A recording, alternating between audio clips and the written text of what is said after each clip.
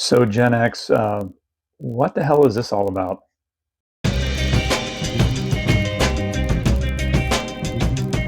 What's going on, everybody? Welcome back to the channel. I am Graham, back with another video. In fact, back with the very first Wednesday vlog session. So if you're familiar with my channel, I typically post a video every Sunday, switched to Saturdays for a little bit, but moved it back to Sundays. And those are focused more on the nostalgia stuff from the 70s, 80s, collectibles, memories, and whatnot. But I wanted to start getting into more topics for people my age, Generation X, but people, me turning 50 a couple weeks ago, and watching some other channels like Brandon's channel, Gen X POV, really spoke to me in a lot of ways that, wanted to talk about some things that, affect us. And so the interesting thing is if you guys found my channel by the viral video that I had, I'm approaching 39,000 views now. And so I had it exploded, and I don't know why. I just happened to get an idea. I think it was titled Things Gen X Can Do That Gen Z Cannot Do Anymore, or something like that. So it was one of those things to where it just started blowing up. It started blowing up. And my oldest, Theo, who's 31, he is a younger millennial. He called me and he's just like, "Hey, are you aware of this trend that's going on TikTok right now?" And I'm like, "What are you talking about?" He says, "It's called Gen X Rising, or Rise Up, Gen X Rise Up, or something like that." I said, "I had no idea.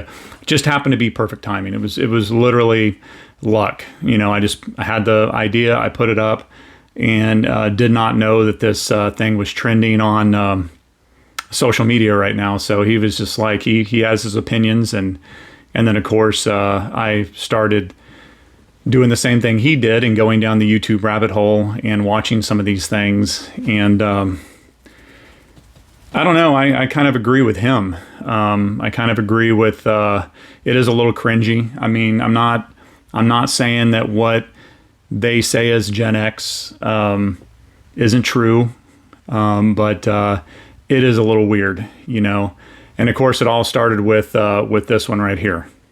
Gen X Rise. Pretty cool dude. I mean, he looks, looks like he's in pretty good shape. Got some cool tats. Got some cool hair. For him, it looks cool. And then when you start seeing, other people doing it, it just loses its flair, I guess you can say. So, I have a sense of humor. I know one thing Gen X says in a lot of these videos repeatedly is that, Gen X didn't let things bother them. Shit doesn't matter to them. But I think in a way it does, because, having a YouTube channel, especially in that last video, or the viral video that I had plenty of people that were Gen X that were hot and heavy and bothered when I had made the claim that, hey, we're Gen X. We had millennial kids. Now, if you were born in 1965 and you had a kid by the time you were 20 in 1985, you had a fairly older millennial now. I caught the tail end of that. So my 31-year-old he was born in 93, so he is on the younger side of the millennial. So I started seeing a lot of comments from people that when I made the comment that, hey, we're over here roasting Gen Z, I wasn't really roasting anybody, honestly, in that video, but of course people take offense to everything. And people were like, I was just like, well, if we're Gen X, we had millennials and we had Gen Z. It's weird. A lot of comments are saying too that Gen X has had the majority of Gen Z kids. And I'm like, no, I think the older Gen X had millennials and they also had Gen Z. I had both, and I'm not the oldest Gen Z right now, or Gen X right now would be 59 going on 60. I'm 50. So trust me, there's a lot of Gen X that have millennial kids and Gen Z kids. So I basically said, we're the ones that are their parents. And so we need to take responsibility for, them turning out the way they did. And oh my God, did I get a bunch of butthurt people in the comments basically saying, don't include me in that. I raise my kids right. It's funny how many comments I got. You know, if you go and you watch that video, I made mention that my 21-year-old daughter didn't really know how to fold a letter to mail off some important paperwork to the state. And I literally had people say, and I probably have it in this comment, it's fine, that I failed as a parent, which I find absolutely hilarious. There's a lot of ways to fail as a parent. Teaching your kid, not teaching your kid to fold a letter is not failure. She's 21. When in the hell did she ever need to mail a letter? You know, she was born into paying stuff online. And, you failed as a parent because you didn't teach her. No, I actually did teach her. I sent her a YouTube link. So it's kind of harder to teach somebody something when they live in Washington State and you live in Texas. So the easiest way would be to, send her a video clip. And she realized it. She Googled, she laughed. But it's just interesting. I go back to that topic of, we don't let shit bother us. Well, you do. And so I had some people, don't include me in it. My kids, I raise them. Like, look, I'm talking about Generation X as a whole. Us group. Us. Okay? I'm not talking about you. I raised my kids right, other than, failing. My God, I don't even know how I'm going to live with myself because I didn't teach my daughter how to fold a fucking letter. So, other than that, my kids are badass, and they are awesome. But there's a lot of them that aren't. Okay? And if you're Generation X, you're their parents. I mean, you can be a Generation X and be their parents. So you can't sit there and say that Gen Z is horrible and millennials are horrible when the majority of Gen X are their parents. That was my point with that.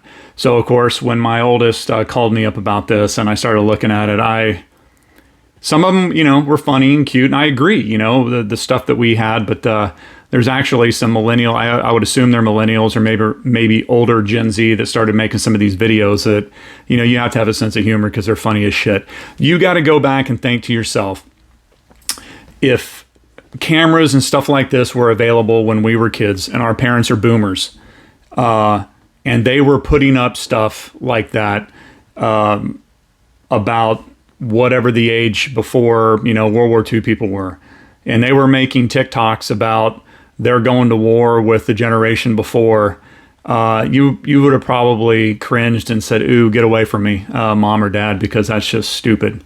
So I don't know where they come from. Some of them, in my opinion, make us look bad. And but at the same time, I do have a sense of humor. I think they're funny as shit. So we're going to go through a few of those and on the internet, and you see what you think. So it was so bad that, and just to make that intro, I had to actually download TikTok, find that stupid ass filter, record it, then screen record it, and then didn't make it go live because I don't like TikTok. So I had to do that just to get that intro clip, and then I uninstalled the app from my phone. So look what you made me do just to get that X mark filter over my face. So let's go ahead and take a look at a couple of these. All right, so let's take a look at this. And this one I actually find extremely hilarious, and hopefully you do too. It's funny. It's well done. There is something seriously wrong with Gen X right now. Don't you think that's cringy? Listen, homegirl, the only thing you're going to be riding is a golf cart at your 55 plus community. Gen X rise. Come on, the wind. There's something really off-putting about this mask. I feel like it looks like I just got back from a rally, not a Trump rally. Gen X are just modern Vikings. What? Okay, Gen X, let's talk about why everybody's waking up. Stick around. No thanks. I don't think I will stick around. Ships on vigor of the ways of scared and You better watch out, because Gen X is going to war with Gen Z over Eminem. Yeah, that one dude looks scary as hell. Yeah, apparently I've not really ever been a fan of Eminem, but apparently he came out with a new song that I think, I don't know, he says something about millennials or Gen Zs. I don't know. I haven't heard the song, but there's a lot of people think that this trend started because of that. Again, I don't know why we feel sometimes that we have to take to the internet to defend our position or something like that, which is why I kind of started this vlog, because I want the Gen Xers to kind of feel like they can come here and have a good laugh, have fun, discuss things, state of the world, the state of the way that things are now, and come to some commonality out there when there's so much divisiveness in the world right now. So here's another one I find absolutely hilarious, and I think she does a great job of kind of breaking it down to where their perspective of, hey, why are you coming at us? Oh, hey, bro. What's going on with Gen X? Gen X? It's time to rise up. They poked the wrong bear this time. Yeah, I think they're trying to go to war with Gen Z. I don't know. No one really knows. We ride at dawn. What? What did we do? You think we're scared of you, Gen Z? We drank from the hose growing up. Okay. You can't cancel us, Gen Z. Who is trying to cancel you? And for what? We're the toughest generation alive because nobody cared about us growing up. They just let us do whatever we want. We were neglected. But we're not crybabies about it. We're strong, tough boys and girls. This is weird. We're strong grown-ups. Okay, this does not represent all of us Gen Xers. For the Elder record, millennials, we call upon you to join us. No, that's okay. You're close enough in age to fight our fight. Yeah, we don't even know what it is that you want. So. Do they even know, bro? It's kind of the way she marches. It's just funny the way that she walks. But that one was well done. Again, they got great imaginations, and putting that together, it's just absolutely hilarious. And if you don't think that's funny, come on, man. That is absolutely funny. So I don't know, are you one of the people that have made one of these videos? Drop a comment below. Let me know your thoughts. Again, I don't dispute what we talk about, but she brings up a great point that I'm going to have a talk with my mom one of these days, maybe even tonight. And because, we do give our boomer parents kind of a bad rap because we were left alone. But, why were we left alone? I mean, my mom was amazing. She worked 2 to 3 jobs at times. My dad, when they were divorced, he didn't pay child support. My mom was never on welfare or any type of stuff like that. So she earned all of her money, and now we were blessed enough to have my grandmother, our aunt, take care of us after school, which, daycare even back then was still expensive. And so, when she would work her full-time job, she'd get off and she would go bartend at one of the bars at a golf course or a putting green or driving range that we had near our house out in Corpus. And so, and then when she remarried, my stepdad had a really good job, and she worked for a time. So I don't really know where and why, we are this generation of latchkey kids and kids that were left alone all the time. I saw my mom every day, but I don't know if it was being left alone, if it was so much as being free. And I was telling my other friend, Glenn, whose channel you got to go check out, called Challenge Jackson. And he's a friend of mine over in England. I was talking with him the other day about children. And, I'd made the analogy to him that when I had my first son, I was very overprotective. To the point to where, he turned out amazing, right? So he's actually pretty crazy, but he turned out he's super smart. He's well educated. He's got a great job. And but I was very overprotective of him because it was my first kid, and I was young. I was 18 years old. By the time I had my second kid, it was my daughter, and I'd always wanted a little girl. And so I was, I'd say no, with my oldest son, I was overbearing, I think is what I told him. And then with my daughter, I was overprotective because it's my daughter. And then with my youngest son, Roth, who's got his own YouTube channel, Latchy Films. He, you know, I was just kind of like, fuck it, right? So I'm still a dad. I still, you know, discipline. I still teach him the ways of the world. And he is all about the 80s, mind you, by the way. I mean, he knows probably more of the 70s and 80s songs than most Gen Xers because he loves the music, he loves the culture, he loves the movies. He dresses like he's in the 90s most of the time because he's really into skateboarding.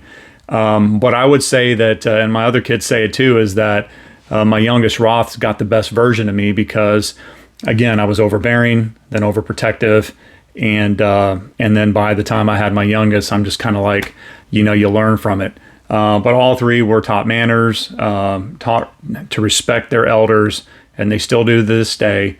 But it's definitely something that made a difference, you know, starting having kids very young, and then, you know, going from the teen years that I had of partying, heavy partying, doing a lot of different stuff.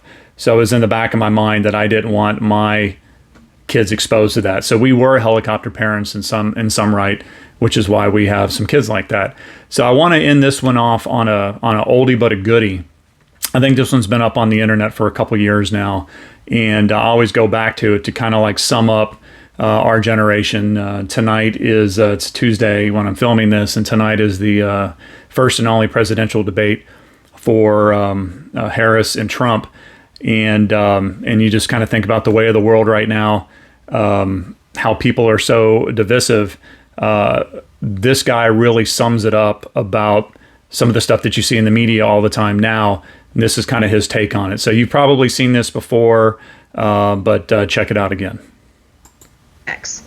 How did you guys do it? How did you stay out of the generational hate war? We didn't stay out of it. It was just never an issue with us. Anybody born between like 75 and 89, you automatically started going to school with multicultures. So it was never an issue for us.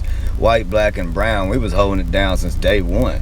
We never looked at people at this color and stuff like that. If we didn't like somebody, it's probably because they were just an asshole.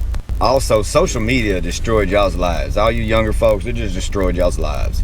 They just promote hate and racism every single day, and it's starting to divide everybody. See, we didn't have technology like that. When I was in middle school and high school, we had pagers and shit. So, I mean, you wasn't texting racist shit on that. Yeah, we had the news and stuff, but we didn't watch the news. We was kids. We was outside.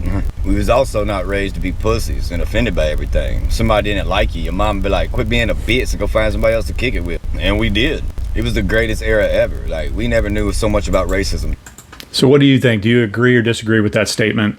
I don't like to talk about certain subjects because if I'm not part of that group, I don't feel I should comment on that. We as a people have our own issues, and I can only fix the issues in my life and my household. But what he said is, in my opinion, golden. So I want to always try on these to leave things off on a good note, something funny, something cute. And this literally just happened yesterday. And I'm going to caption this photo that you're seeing as, what should I say? When boomers try to buy something online.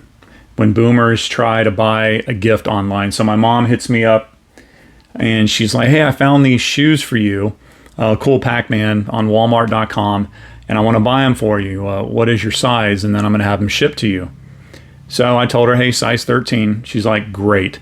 So the order comes in. The FedEx guy's walking it down the sidewalk to my house. He hands it to me in this little bitty package, and I forgot what it was actually until I felt it. And I was like, wow. Yeah, as you can see, she didn't pay attention to the title that says it's boys or young kids shoe. And so she's online and decided to buy me a pair of size 13 kids shoes. But it's the thought that counts. Thank you, Mom. I love you for it. But anyway, I just thought that was funny as hell. So anyway, this concludes the first Wednesday vlog that I'm doing. Hope you enjoyed it. Give it a thumbs up if you did. If you want to see more, subscribe to the channel. Hit the bell so you can be notified of future videos. And always keep an eye out for nostalgia videos on Sunday. With that said, I appreciate you watching, and we'll see you on the next video.